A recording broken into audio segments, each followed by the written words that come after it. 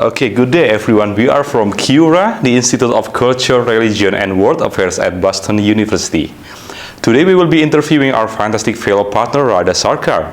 And I'm delighted to have Radha with us. Hi Radha, how are you today? Hi Adam, I'm well. Thank you for having me. Yeah, so before we begin this amazing interview, could you tell us a bit about yourself? Sure. I just turned in my dissertation last month, so that's very exciting, in political science at Yale University. I did an undergrad degree at Princeton, also in political science, and I did a master's at the London School of Economics, also in political science. In political science. Yes. And in January, I will begin as an assistant professor in the Tecnológico de Monterrey in Mexico City. Wow, that's amazing. So what are you working on, Radha? So right now I'm doing a couple of different projects.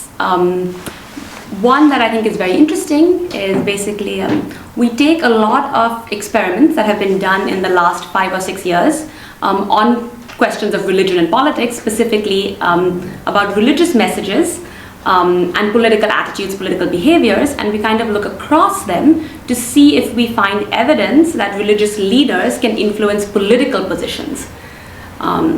And we find that they do. There's a pretty big effect. So I think that is a pretty exciting finding. Yeah, that's very exciting. And about your dissertation, what is your dissertation about? So my dissertation focuses on religious discourse and how that shapes political attitudes and political participation. And I study Colombia and Latin America more generally. And the kind of the questions I engage there are whether gender discourses that really are very much part of pretty much all world religions, what effects those have on how we think about policies that enable women's participation and how women in those faiths, so Catholicism and Pentecostalism, evangelicalism, how women in those faiths see public participation.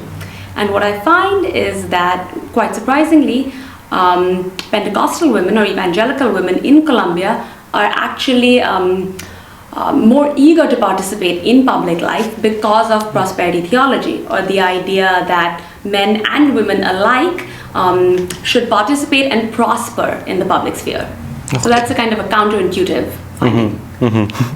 And I believe you have a lot of interesting work in your field, but if I may ask, what is the most interesting work in your field?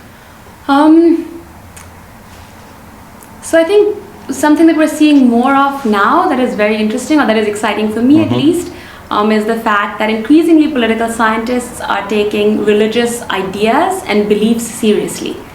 Right? So it's not just that being a member of a religious community is the same as being a member of a reading club or a bowling club or a cooking club. No, that religion has certain commitments that it engenders, and those are powerful when it comes to politics.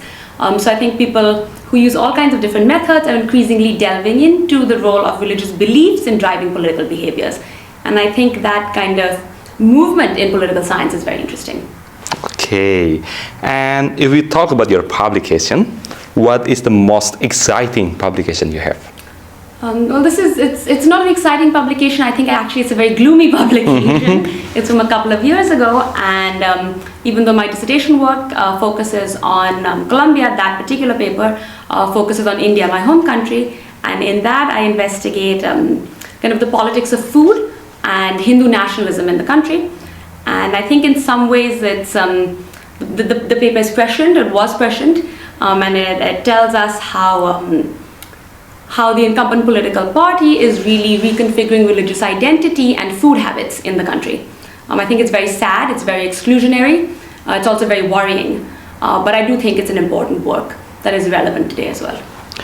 Okay, sure. I must say that your work sounds truly remarkable, especially your last exciting publication. Even you say that it's gloomy, but it's exciting, and I believe your publication create a good impact to the society. I mean, we can learn about it, right?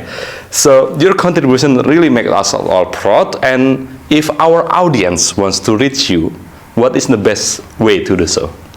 Definitely email. My email address is radha.sarkar@yale.edu. Sure, and our audience, everyone, you can find the email inside or under this video. And Radha, thank you so much for your time here and for sharing your insights and experience with us today. It was a pleasure having you today. And everyone, I'll say that don't forget to like and comment and share this video. You can also find the link to our platform in our bio, and see you in the next video.